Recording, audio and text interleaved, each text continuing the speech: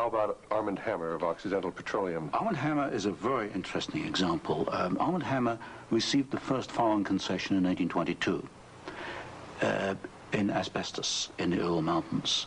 And he also conducted for the Soviets a number of other enterprises, right down to pens and pencil manufacturing, for example.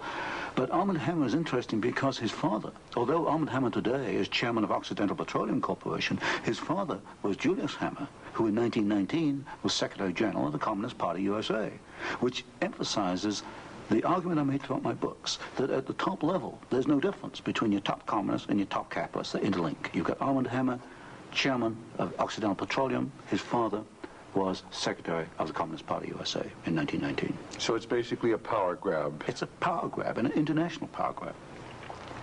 Now, during the Second World War, why, Russia was pretty well decimated once again by the German forces. What part did the American Lend-Lease program play in building up Russia's industrial capacity after the Second World War? Well, Lend-Lease built up Russia's capacity, modernized it, and expanded it during World War II. And there was some continuation all the way through perhaps to 1948, 1949. There was a program after Lend-Lease, which was supposed to be restricted to foodstuffs and industrial materials, but in effect, I checked the records in the warehouses in Suitland, Maryland, I find that even after World War II, and this was against the intent of Congress, I suspect, there was a massive transfer of the latest industrial equipment to the Soviet Union under the so-called Lend-Lease program. Now, in 1948, there was a fascinating book came out by Major Racy Jordan, in which he talked about American aid to the communists as far as their ability to build nuclear weapons. Did you ever have an opportunity of verifying the facts that we had given them the heavy water, we'd given them the wherewithal to build their atomic weapons? Well, as part of the work I was doing at Stanford, I did investigate the shipping documents for Lend-Lease, and I took a sample of these documents and I checked them against Major Jordan. And broadly, Major Jordan was correct within, say, about 5%. And Major Jordan, of course, made the charge that we had shipped materials to the Soviets, 1944, 1945, which were later used in their atomic program. There is no doubt, he is correct. We shipped heavy water, which is essential, but we shipped other items which are perhaps less obvious to the layman. We shipped, for example, aluminum tubes, and aluminum tubes are essential for atomic energy development. We shipped graphite, and graphite is another essential component. So generally, as far as I could check, and I checked the original government Lend-Lease document, General Major Jordan was correct. Now, as the years have gone by, of course, we see a growing Soviet nuclear threat. The Soviets now have MIRV missiles. Mm-hmm. Can you give a little of the background on how the Soviet Union, which really didn't have the technology to develop those MIRV missiles that threaten our cities today, how were they able to develop the MIRV capacity? Well, you've got to go back and look at how the Russians were able to develop a rocket, space technology anyway. What they did after World War II was American forces were held back for a while the Soviets occupied East Germany. They stripped East Germany. They took back the latest of the V-2 rocket technology from Peenemünde and other places. And the V-2 became the basis of the Russian space technology. Now, if you skip the intervening years, you will find when you come to the early 1970s that the Russians did not have the capability to MIRV their missiles. And in particular, they lacked the ability to produce the very precision, micro-miniature ball bearings that are needed for the control systems. There was only one company in the world, Bryant, Chuck and Grinder, which could make the machinery which machines the races within which these ball bearings run. And without those races, you just cannot make MIRV missiles in any quantity. You can make one off, but not in quantity. Bryant, Chuck and Grinder was allowed to ship to the Soviet Union 45 of these machines at a time when we only had 33 in the United States. But wasn't there any objection to doing this? I objected at Miami Beach in 1972. Other people objected, but the objections were squashed. And predominantly at fault here is Henry Kissinger and the incoming administration, the incoming Nixon administration.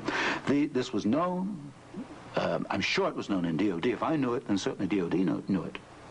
But but the objections were squashed, and there was suppression of the information.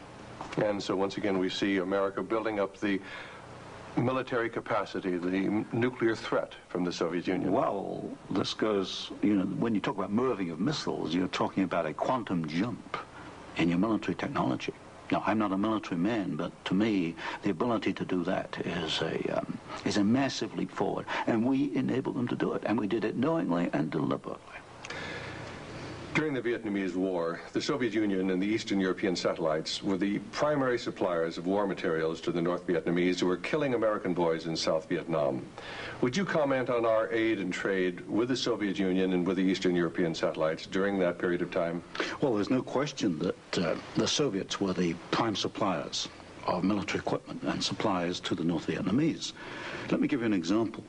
The American pilots, as they flew over the Ho Chi Minh Trail, described the trucks that they were seeing as American trucks. Well, they were American trucks because they came from the Gorky plant, and Gorky was built by Henry Ford.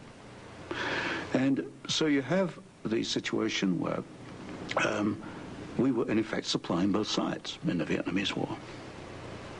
But the trucks were being built by the Soviet Union. However, were they getting any materials from the United States to help build those trucks? Yes, in the early 1970s, I know specifically of shipments of equipment into the Gorky plant while the war was going on, which in effect were aiding the Soviets to build more trucks to be used by the North Vietnamese.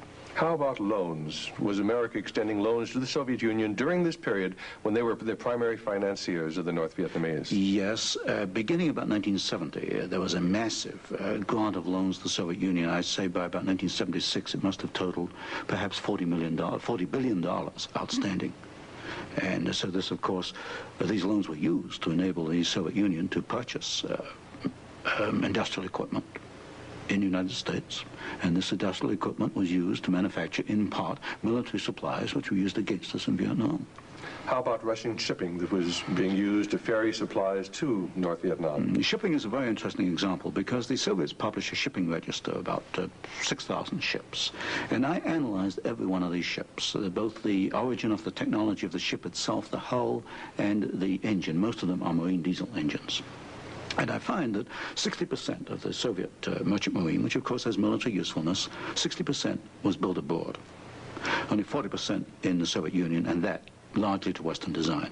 But when you come to marine diesel engines, you find something really fascinating. You find that 80% of the marine diesel engines in Soviet merchant ships are Western engines, Burmeister and Wain of Copenhagen, Sulzer of Switzerland, Fiat of Italy, because that name has come up before.